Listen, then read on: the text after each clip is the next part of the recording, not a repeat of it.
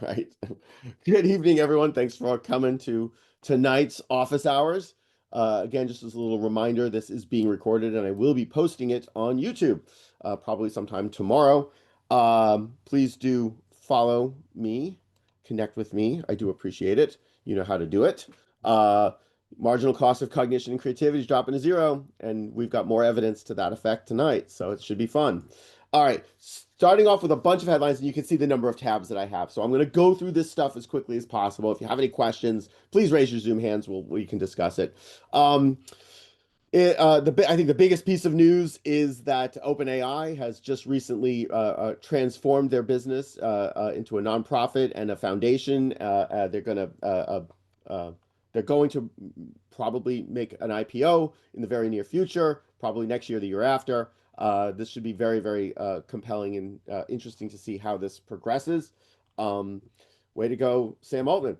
And again, so this is the OpenAI Foundation, this public benefit company, a PBC. So we'll see how this goes. They're going to be focusing on AI for everyone, and I like that.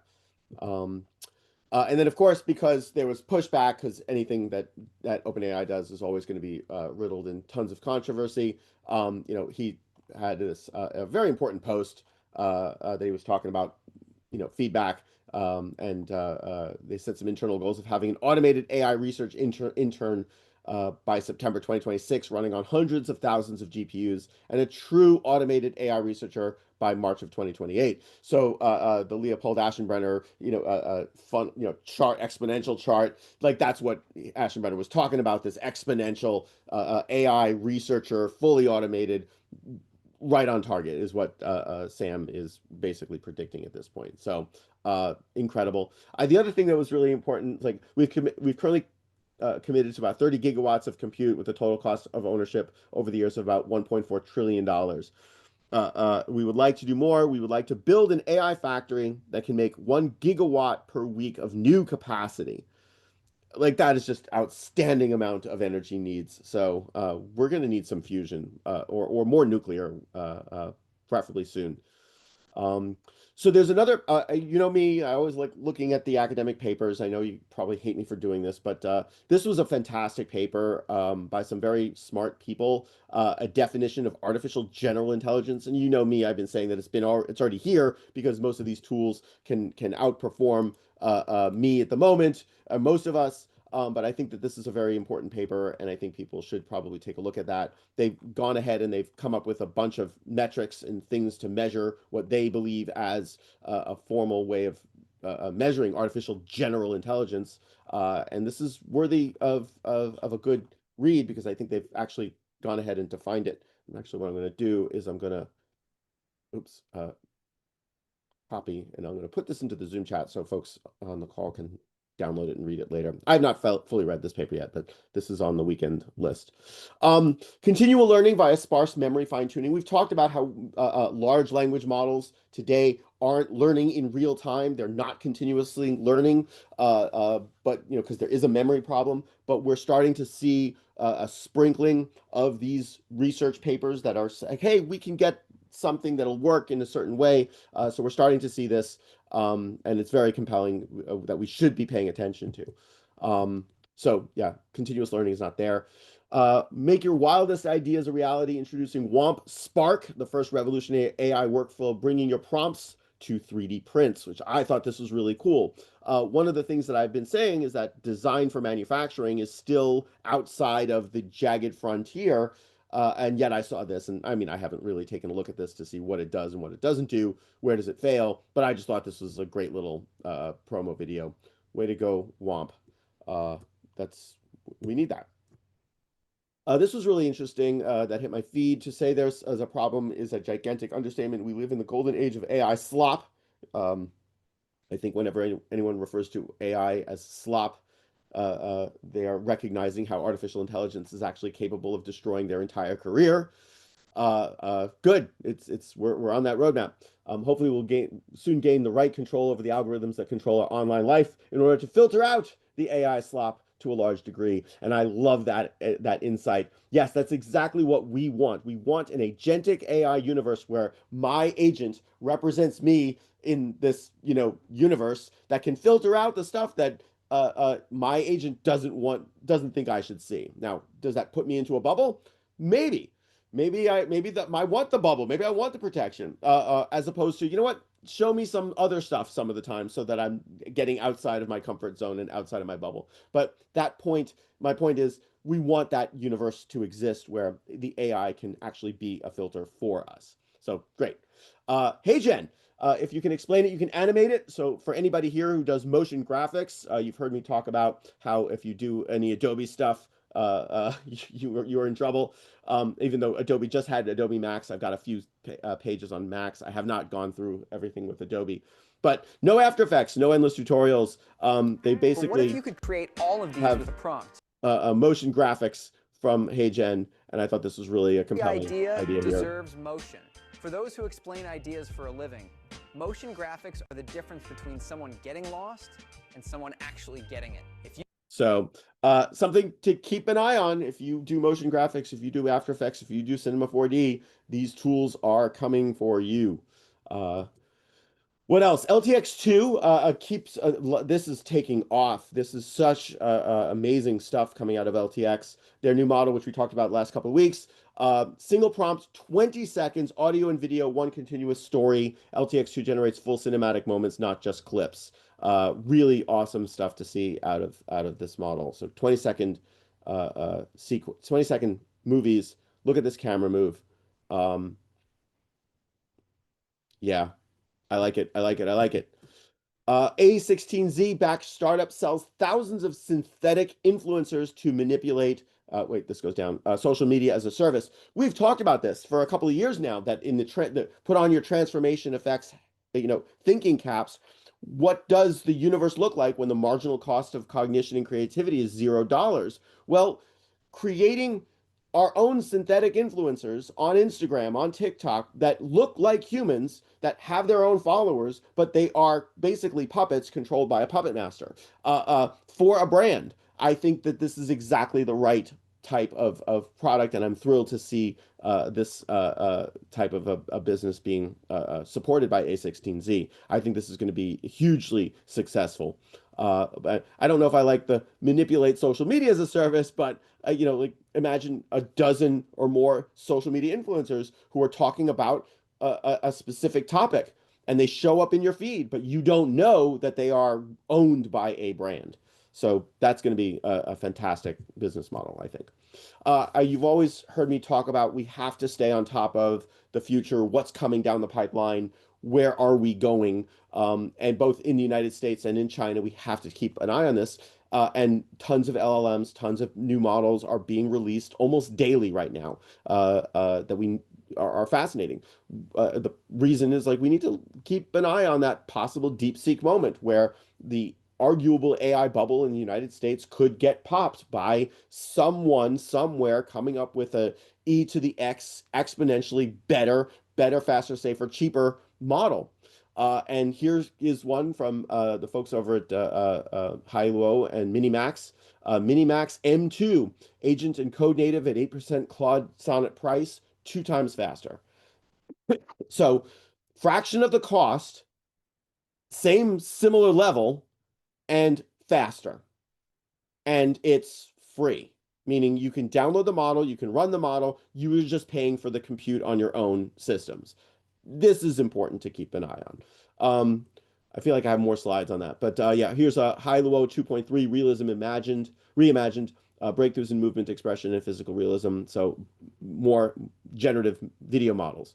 And of course on Hailuo, you got four videos you can do daily. So fantastic. I feel like I had, this is Hailuo.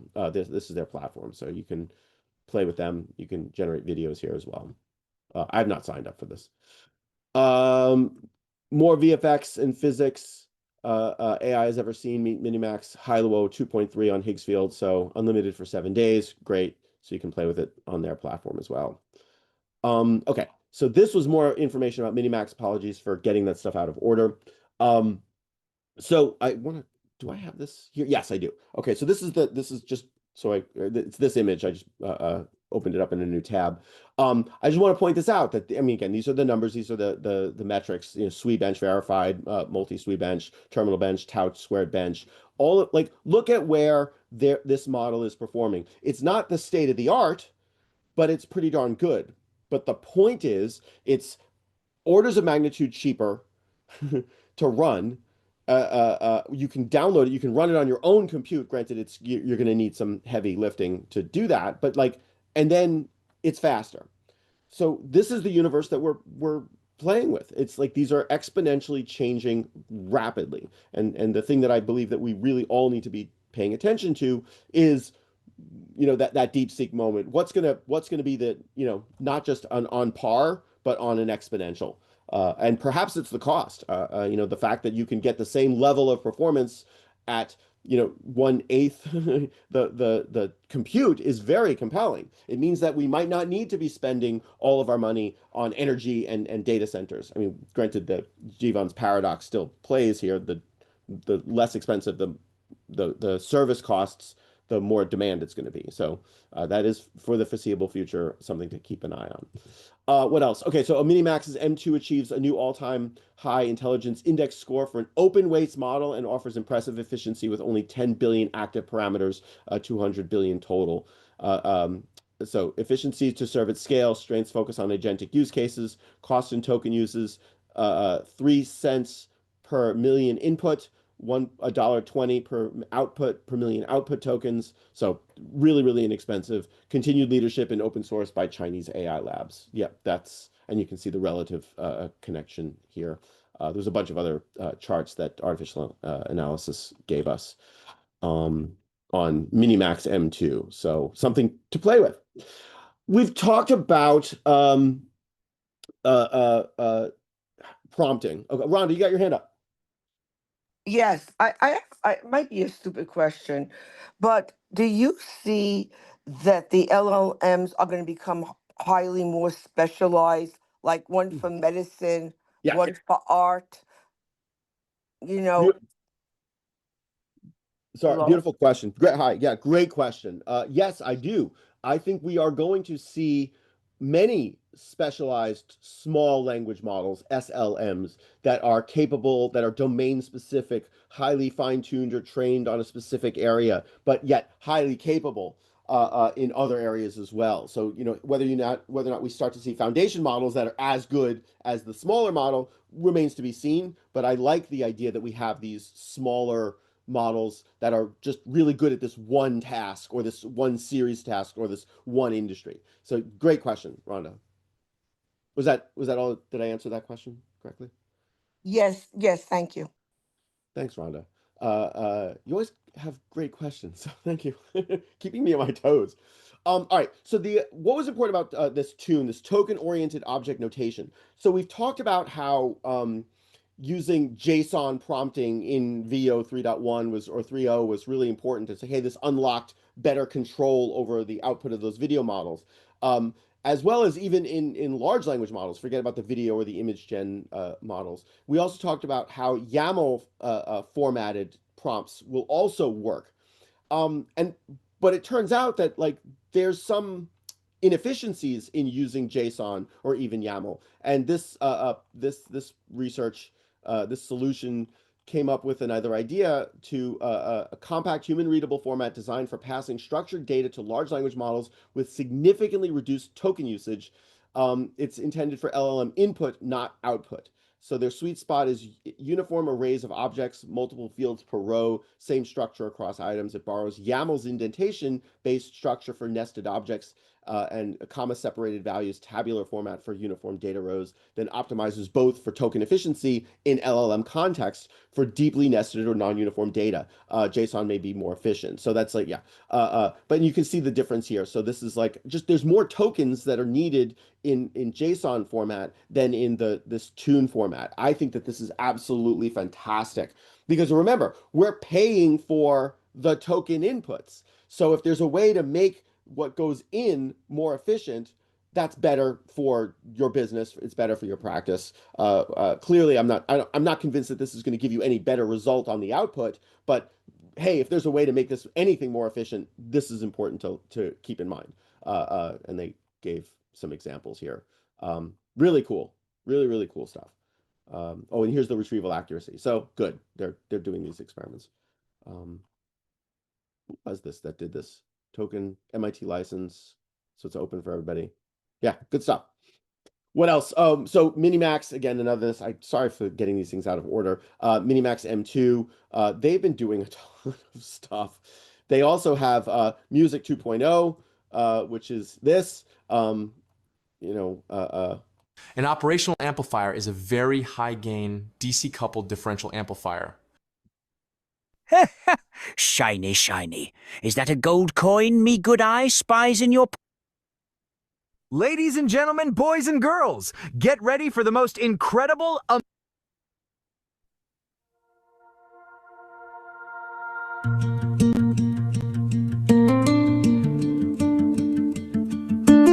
So we've got more audio generative models. Let me go back a slide. Just, Minimax M2, they've got Hilo, they've got Minimax Speech 2.6, and they got Music 2.0. So lots of stuff coming out of Minimax. Awesome stuff to see. Yeah, more competition for the UDOs, Sunos, stable audios in the world. Even the HeyGen and the 11 Labs. In case you haven't seen it, Elon Musk has built his own Grokpedia. This is Wikipedia, but more truth-seeking. At the moment, they've got 885,000 plus articles. I've played with it briefly. It's very compelling. I think that this is a good way to start to reduce the bias in some of the publications that we're using. We'll see how far this goes, but very compelling to see Elon work on this, regardless of what your opinion of him politically is. Google Labs, another new lab experiment. I feel like I have another slide for this later on, called Pompeii. When I first read that, I was like, why would they name it Pompeii? No, it's Pompeii. It's an experimental AI marketing tool designed to help you easily generate scalable, on-brand content to connect with your audience faster.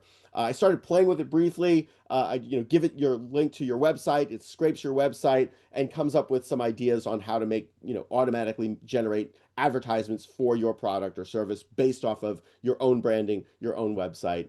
Very interesting to see how far that goes. Wharton, their 2025 report, Accountable Acceleration Generative AI Fast Tracks into the Enterprise. They have an executive summary and a 2025 report. I'm actually going to copy and paste this. This is important for people to read.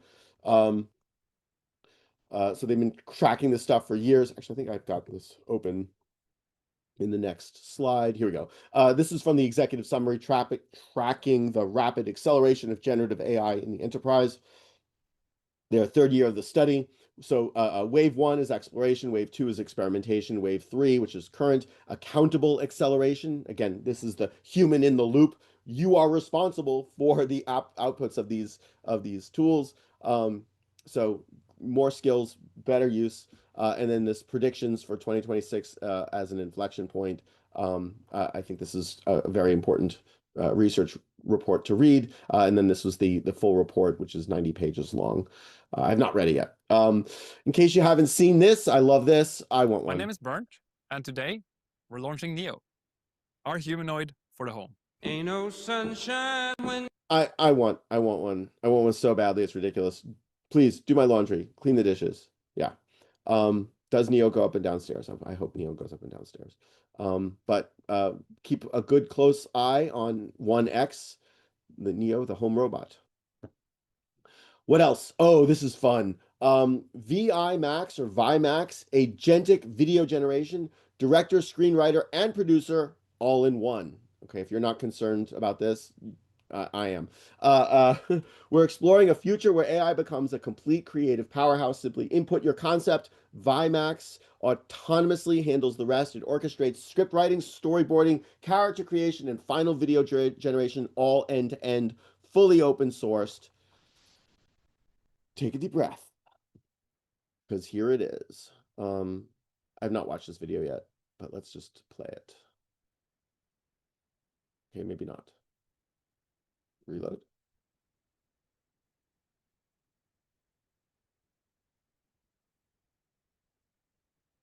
No audio. Okay, whatever. Not what I thought it was going to be. But they've got continuous shots here and edit character shots. All right. 20 seconds. Sounds like a good idea for advertising. Oh, wait, here's some more. I guess these are just individual shots. All right, that's cool. Underwater. Oops. What's with this anime? All right, cool. Something to keep an eye on. We got some limitations. Short clips, consistency, chaos, and visual only focus. All right. Missing scripts, audio, narrative. Okay, so obviously that's going to come over time. Oh, this is cool. Thermo World, hello. Xtropic is a company that has now created thermodynamic computing. It's a new compute chip that's, I don't understand, but probabilistic software meet probabilistic hardware. Yeah, probabilities are a very good thing for this type of compute, quantum related stuff. I don't know how much quantum is in here, but AI algorithms by providing low latency communication between extropic chips. This should be something definitely worth keeping an eye on by using thermodynamic computing. Okay, Adobe. I've not done a deep dive on Adobe, so if anybody's got any insight on this, please let me know. But Adobe just had their Max conference. They apparently, I've seen a couple of clips. I didn't assemble them for tonight, but some very, very compelling new demos that are coming out of Adobe. So they're not dead yet. New AI innovations, assistants, and models across Creative Cloud to empower creative professionals.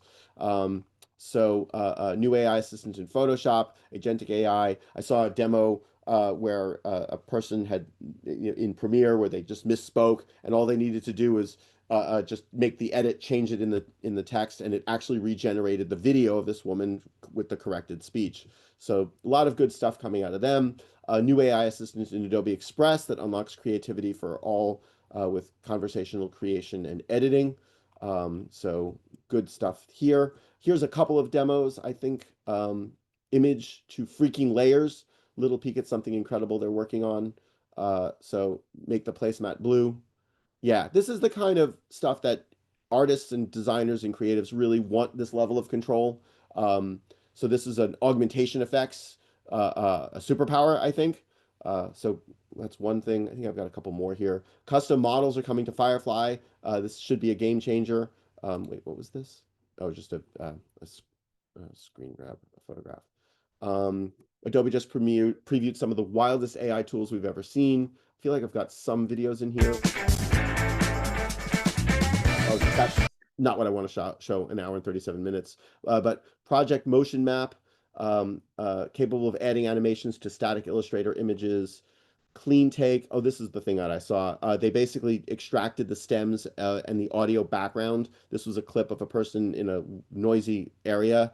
They clicked a button, it extracted the stuff, what appeared to be in near real time. I don't know whether that was a part of the demo that they did the processing in advance, and they could just mute the track that had the background noise. So fantastic. There was another demo of, I don't know if I have it, of a pumpkin that they were relighting. That was really cool. This tool lets you edit. This is Project Frame Forward. Just by editing the first frame, you edit one image. You can edit in Photoshop and it'll edit the entire clip.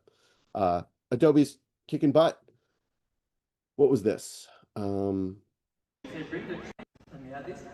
It might feel like a regular layer, but look what happens when I start moving it.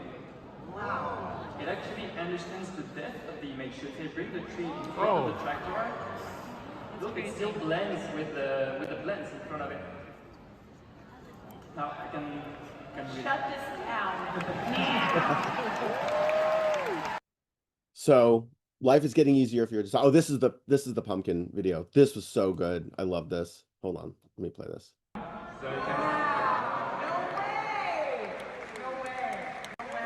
So it's a relight. You can see on the right-hand side.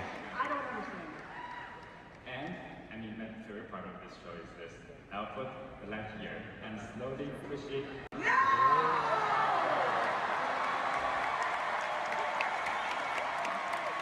So a depth-aware relighting that's exactly what the world needs right now, for from a design perspective. And this was really cool. Adobe Firefly, and this woman had done this oh, tutorials coming, just these cutouts, and then they animated it. So this is so cool.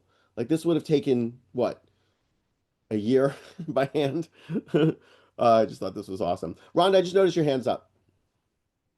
Yeah, I was watching the keynotes for her over 3 hours. Um, what they've basically done is they took their Firefly that they knew didn't really work very well, and they umbrellaed almost every AI app that's popular, including Runway and Flux and 11 and all of them, and put them into Firefly. Nice. So you can now, they want to call it one-stop shopping, and they also are putting it into Photoshop. Yeah. And yes, they have noise canceling. You can change dialogue within the video. You can take out components in the video. But what I found was really interesting is that they linked ChatGPT and Adobe Express. So you can have ChatGPT's info be automatically delivered into Adobe Express without copying and pasting. Right. And what they came out with two new projects that I don't think are out yet. And one is going to be called Moonlight, and the Project Moonlight, and the other one is Project Grid. And Project Moonlight is going to focus on creating only social media, Mm. and it's very impressive. And Project Grid, you'll have to excuse me, I'm very tired. I totally forgot what it did. But they said at the end of the video, it's at the end of the first keynote from the first day, they said it blows everything else out of the water. But after That's what we three need. hours, I was completely out of it. Oh, and Topaz is now Yes. within. They put Topaz in there, so Yeah. like it's like you pay once, but you get everything. And I'm sure there's a quota, or a number of tokens, and if you need to top Yes, up, and you then can you do have to that. pay for Yeah. more tokens, Just but pay for more. Yeah. you're getting all of them for the same price. Yeah. And in the same, you get access to all of them for the same price within the quota. Certain generations are probably plus or minus others. And then if you need more, you pay for more. And it's kind of like what all of these other Chinese platforms have been for a while, these other aggregators. Like you can use any model, and it's just you're picking the user interface. Adobe with Firefly was a failure, meaning their original model is just like, nope, they're not keeping up, because they failed, for whatever reason. Um, but now they have access to all of them, which is the smart business move, so that all of us as creators and designers, we We're are going to go accustomed to straight these tools. there. We're going to go Yeah. straight to Adobe. It's going to Yep. be, and they basically say, by the way, they've always been a bottom feeders. They Mm. always gobbled up anybody who was very successful, and they've always, or try to rip them off by creating the same thing. Correct. They tried to do it with Firefly. It didn't work, so now they're gobbling everybody up. Well, they're not gobbling them up in the terms in sense of acquisition right now. No, Those not stuff in those terms of acquisition. yeah, but Terms of, okay, I'm going to be your middleman now. right, They that's right. they ma- they've created a space for themselves to to profit off of somebody And else's work. it's funny. I wonder actually if there is much of a profit, if they're getting a bulk discount on the API usage, or if they're really just passing along the costs, and it's not, or if it's, I doubt it's a loss leader, but I think they would be, if anything, it would just be at cost. Because I mean, look, anything's possible with Look, because they Adobe. still got So their subscription service, and everybody's going to still want to use Photoshop that's right. and Illustrator and InDesign and all their programs because all this AI is in it. That's right. Yeah, we'll see how this goes. It's I exciting. was shocked. I Yeah. sat there with my mouth wide open. I go, oh my God. They mentioned every program you've been talking about for the Yeah. last God knows how many weeks. I knew all of them. Couple years. All Right. right, I got And to I got to move on, Rhonda. yes, great. All right, thank you. Thanks for that. All right, so this is also news in terms of gobbling up. Figma just acquired Weavy. I know Kevin's not here tonight, but his favorite tool to wire up things and do stuff, it's now owned by Figma. So I have a sneaky suspicion that Adobe, oh, I already know that they're doing, Adobe's building their own wire up and interface. Looks exactly like Comfy UI. These are all like the Comfy UI kind of node-based nuke compositing pipelines. So Figma Weave, nice. That should be fun. Oh yeah, that Um, was the one that was Project Grid. It's a that's node-based. You that was remind that's it. They that was it. node-based it. It's Got called it. Grid.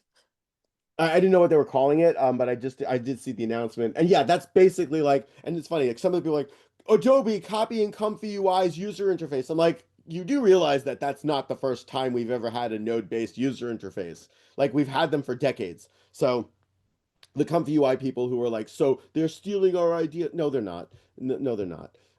They're just adapting like a multi-billion-dollar company should be adapting. That's exactly what Adobe's supposed to do. Don't be upset with them, at least not for that reason. So other news, chat in Notebook LM has gotten some, Google's upgrading Notebook LM, one of my favorite tools. Improved chat notebook with an 8 times larger context window, 6 times larger conversation memory, boosting response quality by 50%. Granted, I got to tell you, I didn't notice any poor response quality ever. I never, so I'm gonna have to really play with this and pull up some old notebooks, maybe duplicate some and ask the same questions because I'm really curious about that.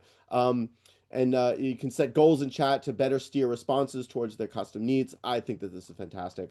The other thing I did see was I saw a promo somewhere that they, for their video slide image gen, that they're now doing more anime. Like, I'm like, ooh, like, okay, great. Like, thanks, Adobe. I mean, not Adobe. Thanks, Google, for like more anime. Um, NVIDIA. Okay, so this hit my feed the other day, and I didn't know this, but apparently NVIDIA has the largest number of open source, open weight models. I always thought it was coming out of China. And apparently, when you look at just the number of models that were created, NVIDIA is actually leading that. I thought that was, oh, like I learned something new every day. Good on NVIDIA. Artificial analysis, they released their Q3 2025 AI landscape report. Uh, uh, 5 major trends. Reasoning models have accelerated frontier intelligence. Agentic capabilities have advanced significantly from reinforcement learning. Open weights models are being released at their fastest rate ever. China's dominance continued. However, OpenAI re-entered the field with their first ever open weights models since GPT-2. We've talked about GPT OSS. I've been using the 20 billion model on my laptop with extreme success. Um, and I'm like, yeah, I've used Quen and the other Chinese ones as well, but Open GPT OSS 20 billion is fantastic in my opinion. Image editing and video generation go mainstream. Google's Nano Banana and ByteDance's Seed Dream 4.0. And I can't read, native speech to speech models reach viability for production use. So lots of good stuff coming out of their quarterly reports. If you want to download it, go to artificialanalysis.ai. I'll put this into the Zoom chat and click on the links in the upper right-hand corner, access reports. Granted, the ones that you can get for free are the limited report. You got to pay for the high-end one. This is the difference. This is the full version. So if anybody knows anyone who's got the full version, like hook me up.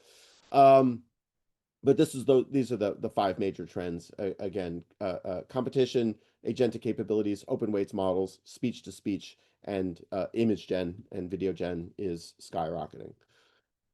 Oh, OpenAI just released something that we desperately need, Aardvark. Finally, they're starting to learn and listen to their marketing people because ChatGPT is just a really bad name, but Aardvark makes branding sense. OpenAI's agentic security researcher. It's in a private beta, but I expect to see this coming out to release and access to everybody who's building something. We need, for people who are coding systems, we need an AI to double check the code and make sure it's secure because we're having an AI generate the code or vibe coding or AI assisted coding. We need to double check and make sure that it's secure because it's not. We can't rely on it. We still need a human in the loop to verify it. This is desperately needed.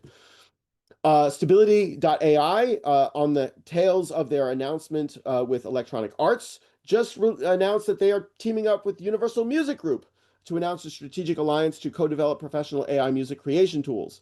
Remember Universal Music Group, the company that's suing Udio and Suno and all the other AI companies? They were actually, I think they were up against Stability at one point, but now they're obviously shifting gears. So this should be very, very important to keep an eye on. Um, I don't know whether this is going to do anything good or bad for musicians, but we'll see how this plays out because I know some musicians who are against the big record labels because the big record labels make the most of the money and the artists and musicians don't, apparently. So, and AI is definitely an issue for them. Satya Nadella posted they're taking a next big step with researcher computer use. It can now securely browse the open and gated web and find hard to locate information, even across hundreds of sites, and handle multi-step tasks to uncover insights. I don't know what to say other than where have they been for the last year? Like this is not new, but finally Microsoft is releasing it. Better late than never. I don't know. Then they also just announced their app builder and workflow agents in Microsoft 365 Copilot Chat.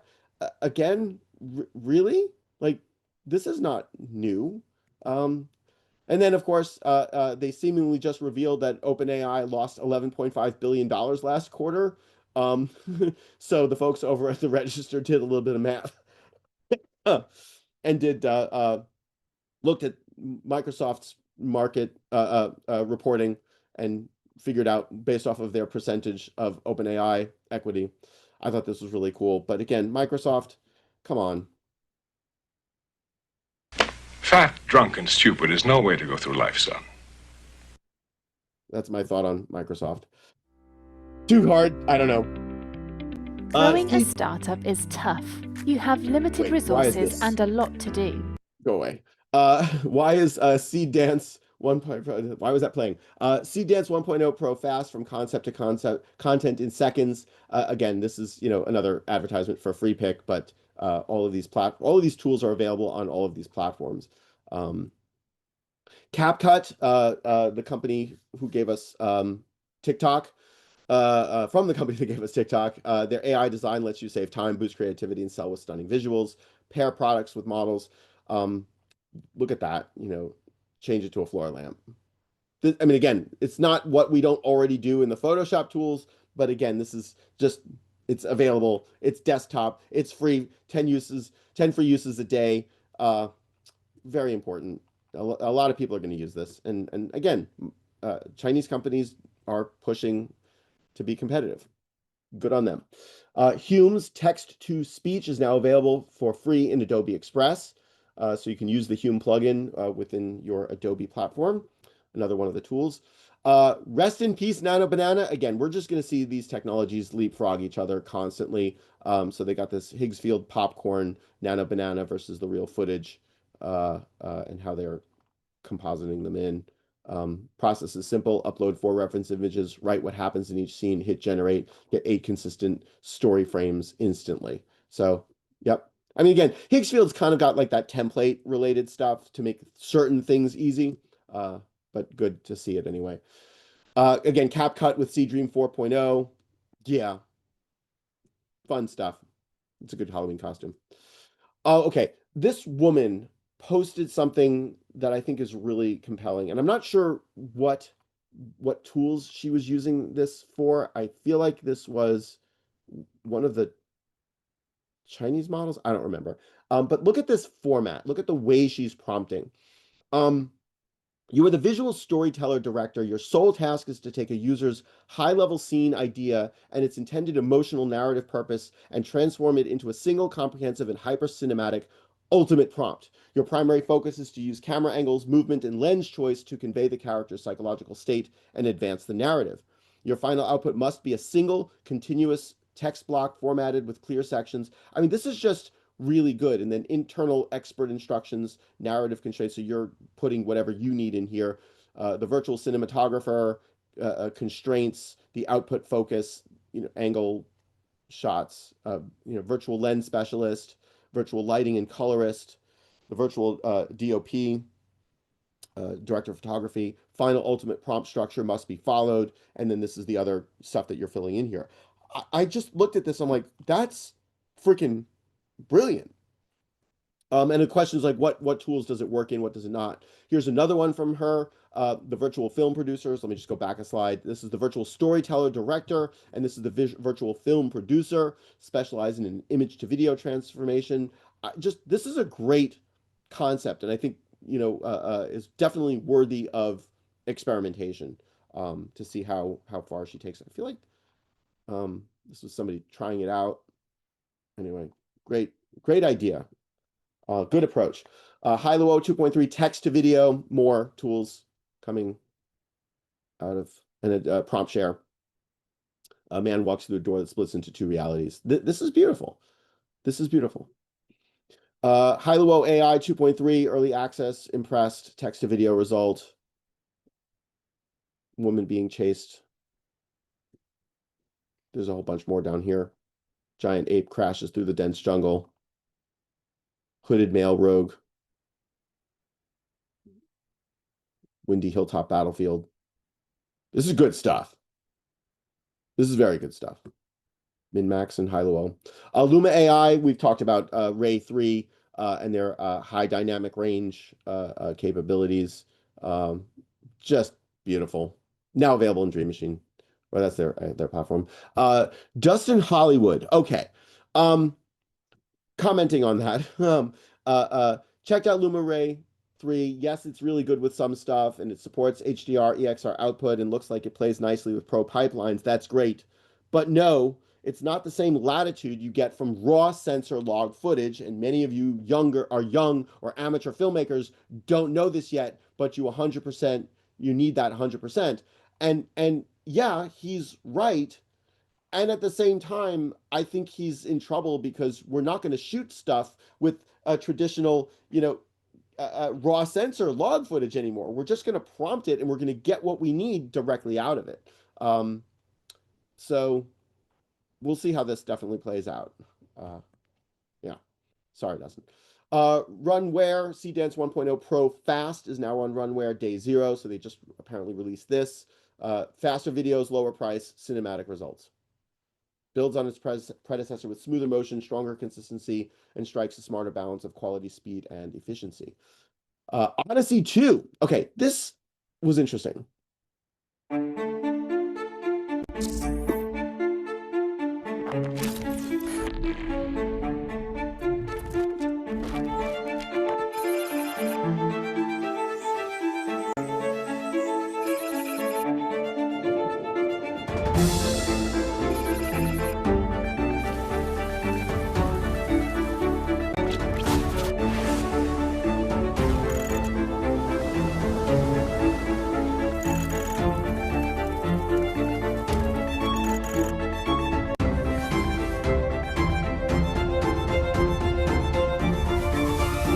I thought this was really such a great idea. I didn't play with it, but I opened up the tab and it gave me like a few minutes of time to play with it, and then I closed it because I was too busy. But let me just give this a second, see if it loads. I have no idea how to use this. But I think like if you, should be a way to prompt it, right?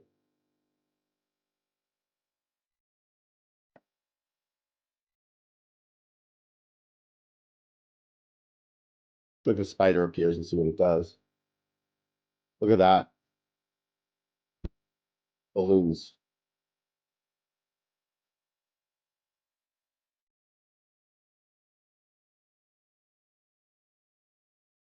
This is really great. I like this idea. I'm curious to see how this grows in terms of its use. But cool. Something worth playing with. Let me copy and paste this so folks can play with it and tell me if it's worth anybody's time. Again, like I'm not allowed to play with social media anymore because I wind up not getting anything done. Like I haven't played with Sora since it was released because just like I'll just be swiping for hours. So Higgsfield, best character consistency on their popcorn platform, 1 face, 8 frames, 0 drift across full action sequence. So again, the whole thing that's been like the bottleneck here is the character consistency. And again, within their limited shot breakdowns, they've figured out a good way to get the character consistency. Cinematic personalization at scale, brand campaigns, product showcases, and character-driven narratives. Yeah, great. Way to go, Higgsfield. Lock the face, change everything else, lock the background, swap the subject, lock the product, adjust the scene. That's exactly what we need. That level of control, that's what we need. We're getting it. Good stuff. Foul AI, new upscaler, Seed VR2 is now live. This was another important upscaler for video. I don't know if there's audio here. No. But 280p to 4K. Okay. It's a little fuzzy there, but we can live with that. It's one thing. 1080p, 5-second, 30 frames per second video upscale costs 31 cents. Okay. I can live with that. The folks over at Creative Block posted this article. New figures show which artists are most ripped off using Midjourney.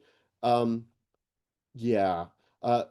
Capwing ran some numbers and they figured out which were the most, prominent images and names, Rembrandt, Da Vinci, and they did a whole bunch more of other, Rutowski. I don't remember. I will say that I don't know, am I allowed to say anything bad about Creative Block?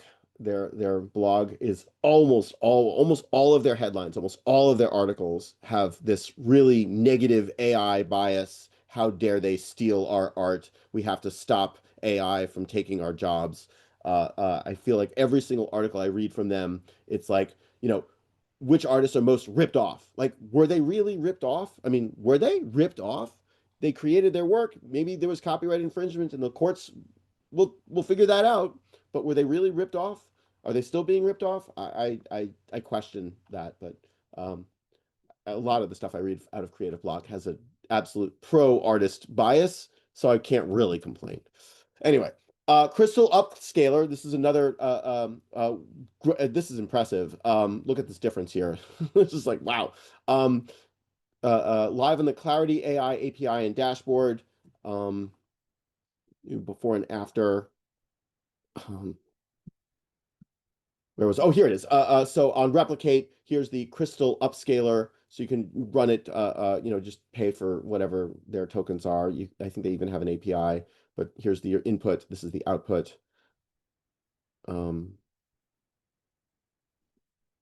that's pretty cool. It's not perfect, at least not in this view. But good to see. Crystal Upscaler. We're always talking about upscaling images and video. So Cartesia. Whoops, go away. Oh, wow. Valentine's Day snuck up on you, huh? Don't worry. We'll get you a table. No problem. Let's make it special. Oh, wow. Go away. This is, again, this is one of the things that the AI filmmakers need. We need to be able to create the direction. The director who's making their AI film needs to be able to get a different emotion, a different act out of their actors and actresses, a different performance out of their actors or actresses. This is why, humans will, AI will never replace human actors and SAG is all doing whatever they're doing. But I look at this and I'm thinking, well, this is compelling, just like 11 Labs. I can now prompt the different emotions at the different time, the different expression to get the performance that I, the director, am looking for. So even though I might not have all of the ideas, and there's definitely value in collaboration, but your collaborator could be ChatGPT. Your collaborator could be another AI to, hey, help me come up with different variations of this performance and this emotion, and figure it out. That this is another platform, another tool that's going to help creatives create. And possibly replace some artists. This was really cool coming out of LTX Studio. Michael, this was for you. 4K scene out of the 1980s music video, attractive female rock guitarist, her guitar singing. But I love this camera move.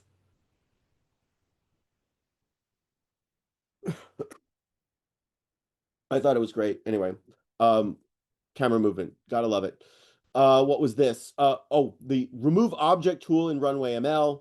The base video, the output prompt, remove the glasses from the woman, remove the magma eruption, remove buildings in the background. This is what we need. Like, we don't need to rotoscope ever again. We don't need to, hire expensive VFX artists. I'm sorry to tell this to you, but look at what this stuff is capable of. You just have to have the vision and upload it and prompt it. This, I don't remember what tool they did this in, but I thought this was really cool. You can go from old to young and young to old. It's a Seed Dream and Seed VR upscale pass. LTX2, again, with LTX2, it's fast, apparently. Again, this is text to video and text to image. This is text to video, and that's text to image. Really? That was fast. That's ChatGPT. I wonder if this is a fair comparison. But you're making a video in less time than it takes to make an image. Yeah, that's a fair comparison. Wow. Good stuff, LTX2. Magnific, Precision V2, another upscaler. This is insane. Look at the detail in the hair. Sublime Photo and Photo Denoiser. Magnific and Free Pick.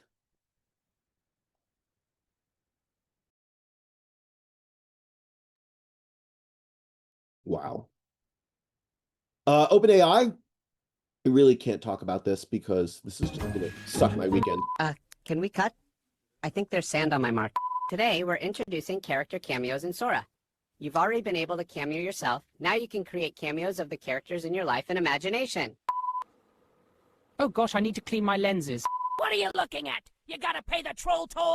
Anything can be a character cameo. Ribbit. Ribbit. Ribbit.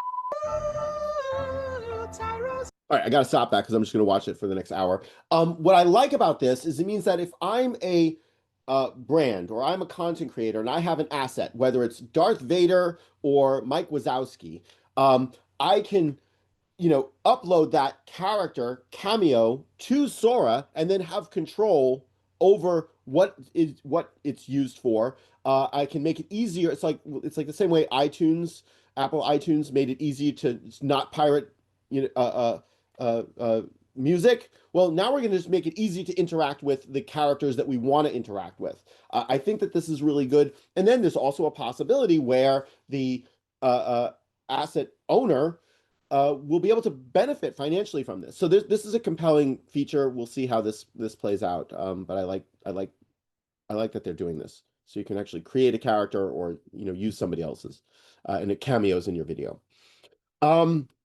Generating an image from 1,000 words. So very excited to release FIBO, I don't know how to pronounce it, the first ever open source model trained exclusively on long structured captions. And in class, we've talked about how sometimes you want these long prompts and you're going to get better control, but sometimes you don't get the better control. And I think this is a possible direction to get that, a long prompt to get better access. And again, like we talked about this in class where it's like, so just meta prompt. ChatGPT, this is what I want an image, generate the prompt so that I could make the image out of it. I think that's kind of what they're doing based off of this, but we'll see how this plays out. And again, Hugging Face Playground, you can use it. Good to see. Runway, again, turn your sketches into anything you can imagine with a mock-up application.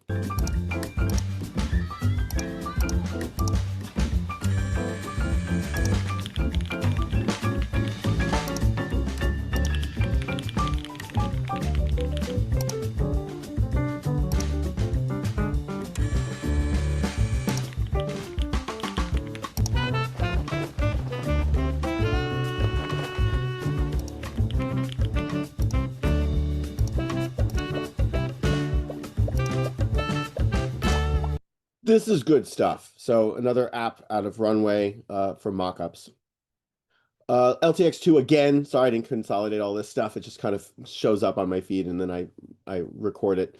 AI video isn't a clip anymore. It's a scene, 20-second continuous synchronized audio and video in one cinematic take from a single prompt. Yeah, 20 seconds. If you can't get the action you're looking for in 20 seconds, okay, bring it into some other tool and extend it, I guess. Reshoot it. But 20 seconds, I mean, I don't know. Like, Michael, you're a film guru. What's the average shot length in most of the stuff that we see, whether it's commercials or movies, long format TVs? Is there any I think it's stats like on three, that? it's got to be 3 to 5 seconds, but I can't imagine it's 20 seconds. It's really long. So 20 seconds is really long, right? Okay, good. So now if we can generate 20 seconds, it means we've got a lot of stuff that we can edit, cross dissolve, in and out, action on action. So there's something there. Yeah, thanks for that. I appreciate it. Good stuff. WAN 2.2 frames to video. So somebody is going further with this.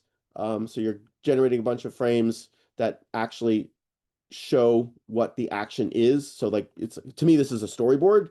The animated girl rises up from her chair and waves high at the camera. The camera zooms in, and it's a multi-frame interpolation. That's a storyboard to me. That's an animatic.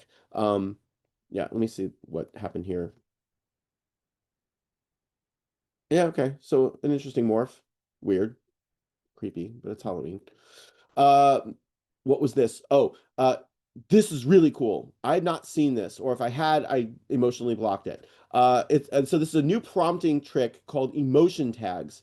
And take a look at, well, let me just play this. I'm done creating forever. Veo 3.1, let's create magic.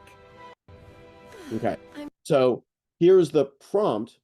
A close-up young claymation girl slumps at her messy desk, but then emotion, hopeless, dialogue 4 words, quote, I'm done creating forever, ellipsis, wide shot, laptop screen flickers suddenly, and like emotion, inspired, dialogue 4 words, VO 3.1, let's create, that's what I've been wanting. Like that, I needed to see this, and I didn't even know it was possible. The other thing that was here is like, what's with the time code? They're specifying the time code. So what that means is I can wrap, put a wrapper, an agentic wrapper around a large language model and come up with the entire shot breakdown in time. Like, and the full edit will come out of this stuff. Like that's what transformation effects hat is on. Like this is incredibly exciting. I had no idea that you could even prompt the time code. That's fun. Stitch by Google. We mentioned Stitch before. So now you can go directly into Jules, which is their coder, one of their AI coders, to go from web design user interface into the code. I thought this was really cool. What else? Oh, prompt sharing, Risograph print. Yes, the School of Visual Arts does have a Riso studio, Riso lab. But now you can just prompt and get the same thing. Sorry. I know it hurts. Clickbait. Yeah, right. I feel there's no reason to continue learning 3D software anymore. Jesse? Yeah. I don't know what else to say. Yet we're still offering classes in, Maya and character rigging, and I'm like, okay, I don't see that as a viable or advisable course to ever take at this point in the age of AI. Just learn how to prompt and tell your darn story. You don't need to learn Maya and how to rig a character anymore. But nobody wants to hear that. What was this? Transformer circuits. While it's not a full paper, I have been a major contributor. Why did I have this here? Scroll up, Todd. Oh, this was, never mind. This is prompting to get scalable vector graphics. Quen image edit. I know we've talked about Quen image edit. I forget why I put this up here. I feel like I've shown this already. But another alternative to Nano Banana's edit capabilities. Okay, some papers and academic stuff. Ferroelectric-based neuromorphic memory devices for bio-inspired computing. Again, the stuff that we need to keep an eye on is what's coming out of research. New neuromorphic memory. That's what we need. Chips, hardware that can actually learn and rewire themselves based off of what they're doing. Tongyi deep research. This was really good. Apparently had some incredible. Yeah, here's the. Let me open this up. Humanity's last exam, 32.9. Compared to DeepSeek, Kimi, here's OpenAI deep research. This is, again, you got to keep an eye on this stuff. Simple Q&A. This is the one that always draws my attention. a 32.9 on humanities last exam. That's just really cool. Let me go back a slide. So an agentic large language model featuring 30 billion total parameters with only 3.3 billion activated per token, developed by Tongyi Lab, specifically designed for long horizon, deep information seeking tasks. I really want to play with this. And I'm wondering actually if this will work on, is this on LM Studio? I haven't checked, and I'm really now very, very interested in finding out if this is available, but we'll have to come back to that later because I'm just going to waste too much time looking. All right, coming back to Tongyi later. Oh, here's the technical report. A survey of vibe coding with large language models. Does it work? Yeah, it works. Huxley Gödel machine. We talked, there was a paper from Sakana.ai about the GDM, Gödel, I forget what it was called. I'm drawing a blank. And this is another variation on that. Again, just better self-improving models, achieves human level performance, matching the best officially checked results of human engineered coding agents. Excuse me while I cough out my brains. Why did the apple fall to the ground? Evaluating curiosity in large language models. Curious behaviors can enhance the model's reasoning and active learning abilities. These findings suggest that LLMs have the potential to exhibit curiosity similar to that of humans, providing experimental support for the future development of learning capabilities and innovative research in LLMs. That's the paper. Introducing GPT OSS Safeguard. This came out yesterday from OpenAI. Safeguards for their open source models. This is going to, again, safety important, very policies, content, their safeguard, chain of thought, and the policy decisions, and then iterates on this. So good that they are exploring and researching this. SWE 1.5, their fast agent model. This is from Cognition Labs. So they have a new model that's, I'm assuming lower is better on this graph. I don't like it when I don't understand graphs. The data scientist in me finds this frustrating, but I think they're pointing out that it's good and fast, but I don't know if this is just the speed or if what's the score. I don't know. But if I come down, where is it? Here it is. SweBench Pro speed versus score. So here's the model at just under 1,000 tokens per second at the same level of Claude, Haiku, and Sonnet 4.5 and GPT-5. Hi. Coming towards the end, Granite from IBM. They just released 4.0, hyper-efficient, high-performance hybrid models for enterprise. Way to go, IBM, for not falling asleep at the wheel. They have a bunch of models, small, tiny micro, and another denser micro.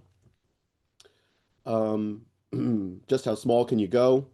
So they're going here. Whoops, they're going pretty small. Average accuracy is obviously lower on the smaller models, but a pretty darn good accuracy here. And this is comparing to Quen's 1.7 billion model. This is a 1 billion model. Stuff to keep an eye on. What else did I have here? This was just the model card and documentation on this. So 32 billion total parameters, 9 billion activated. By the way, that means that whenever you prompt something, it's only activating a specific subset of the total. That's what that means. I did try and download one of these things earlier, but I got distracted. Kimi Linear, another model, 48 billion, active 3 billion. So again, that's like the total size is 48 billion and active are 3. Just another model that's better, faster, cheaper,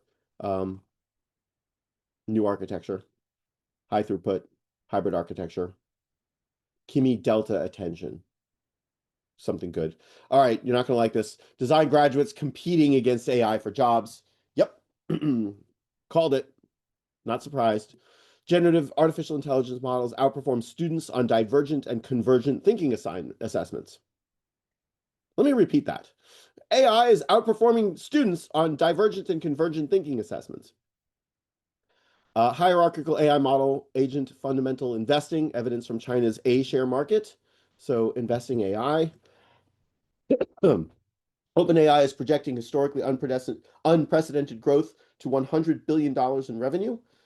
That's their projection. That's really impressive. Granted, at the same time, if that Microsoft leak from earlier is accurate, they're actually losing so much money. How are they going to? I guess it's revenue, it's not profit. So that's how. My brother accidentally sent me this, but he meant to send it to my nephew. Perplexity prompt pack teaching search through experience. I think is really cool, actually. So market research and the Perplexity style prompt, optimized for retrieval, technical research, and they had their optimized retrieval prompt. Fact checking, like this is great for them to do this comparison. And the advice that they're giving. This is the stuff that we should be reading and learning. Speaking of reading, I'll just put this into the Zoom chat so everybody has it. Oops. What else? Flowith, one of my favorite platforms.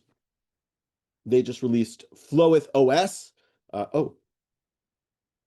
Here we go. Think, create, execute, flow in one, an agentic workspace that connects your knowledge, creation, and execution in a single flow. I have not played with this yet, but I played with Flowith. It's one of my favorites. Again, you wire up stuff, and they have an agent that'll do it for you.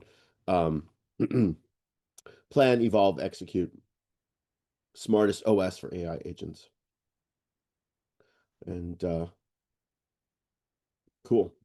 Something else to play with. Google research, how we are building the personal health coach. Again, we talked about how our AI can help doctors and help people be healthier. This is a good thing. Thank you, Google research. Vinod Klosa from Klosa Ventures says the US government should take 10% stake in all public companies to soften the blow of AGI. Now, we know how the administration purchased 10% of Intel recently, and it was just controversial. Like, they can't do this. This isn't capitalism. And I'm like, yeah, this is what we need to start to discuss and think about, because if AI is going to be what some of us think it's going to be, and it continues down this path, and I'm the CEO of a company, and the smartest person I can hire is not a human to do the job. If that's true, and the marginal cost of cognition and creativity drops to zero, and we don't need as many people to be humans in the loop to oversee the teams of AI that's doing stuff, we only need we will need fewer and fewer humans accountable for the mistakes that the AI makes. Well, does that mean that we can't exchange our time, knowledge, and labor for money? That's a post-labor economy that we've been discussing. Well, in that scenario, we might need our government to shift away from hardcore capitalism and free markets and own a percentage of everything. That's socialism. And I know many of my friends are against this. They said it'll never work. I don't know. This is something that we need to start to think about. We'll come back to that afterwards. Okay, Thomas. So do LLMs truly understand when a precedent is overruled? This was about legal stuff. I thought, did I not download this? I guess I missed it. Where was this? We presented an assessment of, hold on, state-of-the-art LLMs on identifying overruling relationships from US Supreme Court cases using a data set of 236 case pairs. Their evaluation reveals three critical limitations: error sensitivity. The models show degraded performance on historical cases compared to modern ones, revealing a fundamental temporal bias in their training. Shallow reasoning. Models rely on shallow logical heuristics rather than deep legal comprehension. And context-dependent reasoning failures. So models produce temporarily impossible relationships in complex open-ended tasks, despite maintaining basic temporal awareness in simple context. So this is really important, because as things change, the models are struggling, apparently. How do AI agents do human work? Comparing AI and human workflows across diverse occupations. So yes, this is important. We compare how humans and agents perform the same tasks and find that, one, while agents exhibit promise in their alignment to human workflows, they take overwhelmingly programmatic approach across all work domains, even for open-ended, visually dependent tasks like design, creating a contrast with the UI-centric models typically used by humans. Agents produce work of inferior quality, yet often mask their deficiencies via data fabrication and misuse of advanced tools.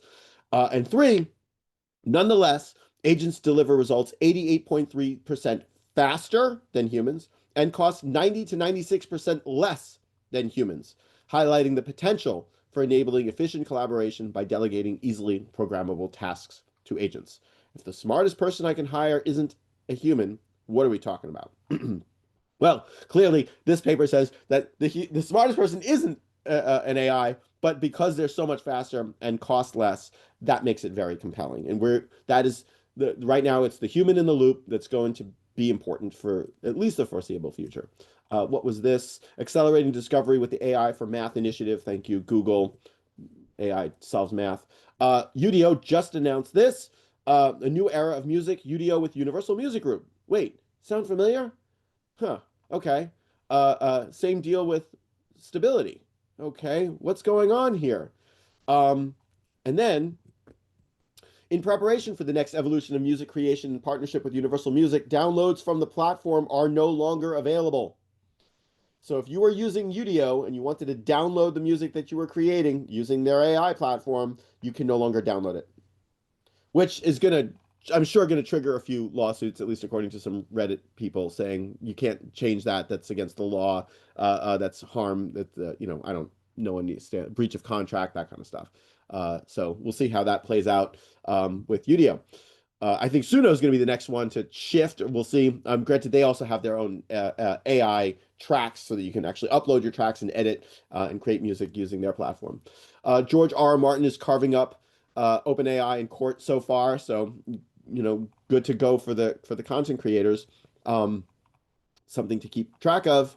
How are these things going to play out in court? OpenAI loses bid to dismiss part of the U.S. author's copyright lawsuit. That's a win for the artists and the writers.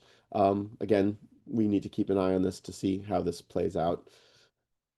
Introducing Cursor 2.0 for anyone here in the room who actually does any coding like me. Cursor 2.0 was just released, and they have their composer and a new model, a new way of coding things. I haven't completely played with it, but what I've started to see is rather impressive.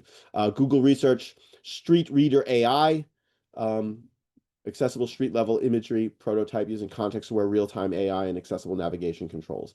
So this is a person talking to the AI. And here's Pomeli. I mentioned it earlier. This is a paper from Anthropic, Effective Context Engineering for AI Agents. What was important here was this. Prompt engineering versus context engineering. I know we've talked about this from the perspective of like writing a good prompt to your AI, but prompt engineering for single turn queries and context engineering for agents. Oh yes, is that it? They settled, Michael? Universal and UDO settle? Okay, that probably... Not only did they settle, but they agreed to launch a co-venture. Oh, so that's what the announcement was. That's the announcement. That's what I'm saying. That's kind of what's probably going to happen moving forward with, I mean, that's going to be the model for all settlement. I would hope so. Right? Right. Let all the movie studios go in with OpenAI. I mean, yeah. Or in this case, UDO and whatever. You know what I'm saying? I'm just saying it's a model. Yeah. That look, settle, right? And then they own it, right? It's like we're if you can't beat them, join them. I don't know. But thank you for putting that in the Zoom chat. So calibrating the system prompt, so too specific, just right, too vague. I've talked about how we need to optimize the prompt, and these are important techniques to do that. So this paper from Anthropic helps do this for, again, agentic AI. The Remote Labor Index measuring AI automation of remote work. This, I think I'm going to just put into the Zoom chat because I was going to link the Anthropic paper. Yes, I'm sorry. I missed that. Copy, link, copy, paste. There you go. Okay. What was important about this? The Remote Labor Index, broadly multi-sector benchmark comprising real-world economically valuable remote work projects, and about human automation. Sorry, humans versus AI automation. So and low performance. So our jobs aren't being replaced yet. Okay, good stuff. So there's conflicting results depending on the study. The Gen Z job crisis is real. 1.2 million recent grads in the UK competed for just 17,000 open jobs. That's a big gap in employment. And rounding up the last stuff, in case you haven't heard, Amazon laid off 14,000 people a couple of days ago. That's down from 30,000. So that's a good reduction in not a good place to be. I think that's everything I have. Yes, it is. So on that note, I'm going to end the recording. I'm going to stick around for some overtime, and I do appreciate all of you coming and joining me on this journey. Please stick around, and I will see you. Some of you I'll see in class on Tuesday, and if not, I'll see you all next week.